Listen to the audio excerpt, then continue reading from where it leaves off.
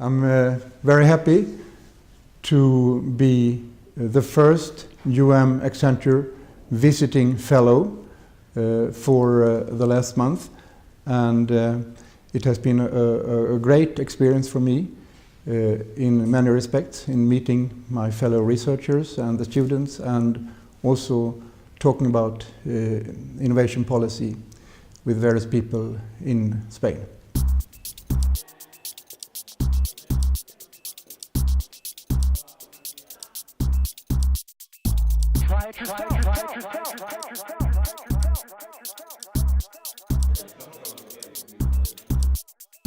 The title of today's seminar is Innovation Policy in Spain, a Critical Review.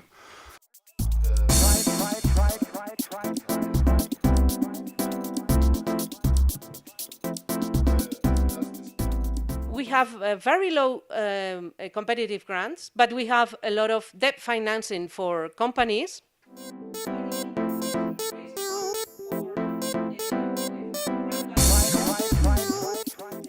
The life expectancy of whatever large group is, becoming shorter and shorter. So you have to engage with the ecosystem. You have to also do things a bit unconventionally.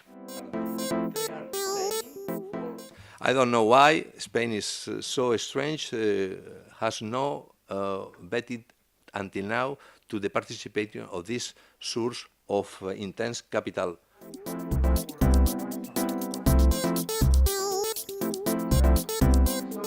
Many policy instruments are not so costly. For example, the regulations for procurement, that's almost 17% of GDP, is not costly to change.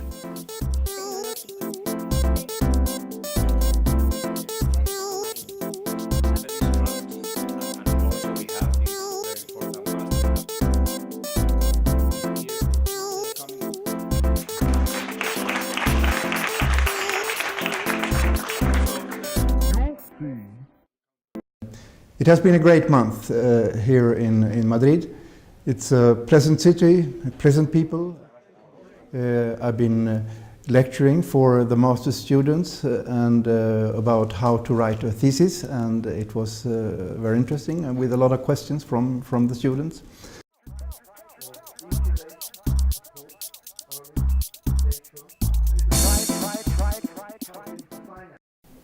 The chair organized a meeting at the Ministry of Science and Innovation with the Director General for Research and Innovation, Teresa Riescu, and we had a very interesting discussion, and I think we were sitting there for 90 minutes or so, although she's a very, very busy person. And she also is thinking a lot about these things, and for example, she mentioned the look out of my window. It was high up in a building, and we could see sun and we could see a lot of houses, but no solar technology on those houses, she said. And for example, the infrastructure here in Madrid and in many other parts of Spain is just excellent in terms of transport, and I know that universities have been built up, and many of them are excellent these days.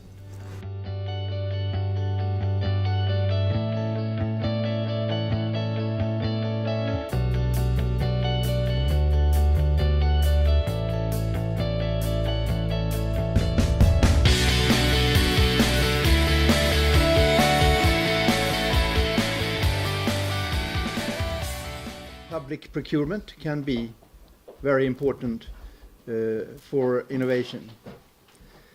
And if the buyer asks for functions instead of products.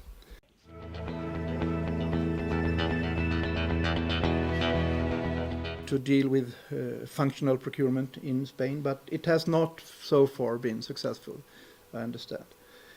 And there is still too much emphasis on research in the discussions here in Spain.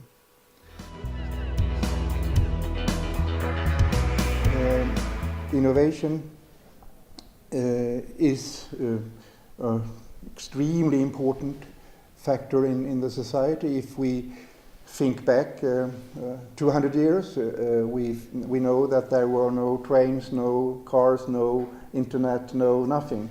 And it's really the main force that changes society.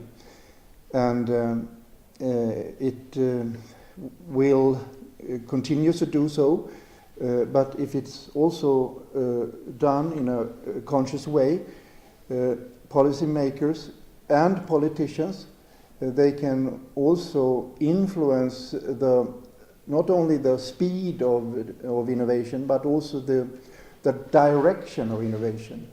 And it's very important, as we know that we have a lot of environmental problems now, then it's a matter of using innovation processes as a partial solution to that. For example, resources can be directed in the direction of sun instead of coal.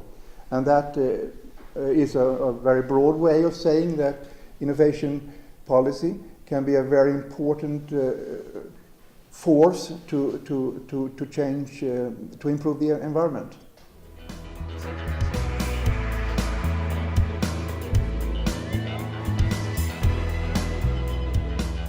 The changing environment. We want to address, we want to put again directionality in our policies.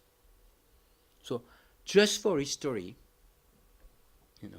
in research and development budgets for over 20 years, the part of so-called fundamental research was always below 10%. And in fact, in Germany, France, UK, and the US, it was below 5%. All the rest was mission-oriented. Of course, defense was the first one, but all the rest was mission-oriented. So the construction of what was called the R&D or the science and technology policies was mission-oriented. So we lost it over time because academics are very good, because universities are very important, because we sold as academics the fact that research and teaching had to go together, which has never been demonstrated. Business schools being a good example where they very often don't go together.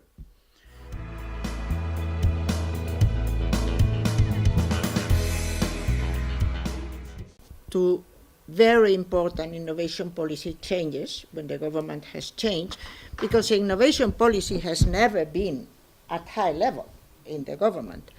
But we have experienced huge changes in education policy. The new government changes completely what the previous one has done. And that is very bad for the system. Well, I think that the systems of innovation approach will gain more and more influence. And this implies that also in terms of innovation policy, that policy will develop so that not only research influences innovation, but also education, also organizational change, entrepreneurship. And one very important thing which I think is going to happen is that the demand side, as opposed to research with the supply side, the demand side processes that influence innovation become more important.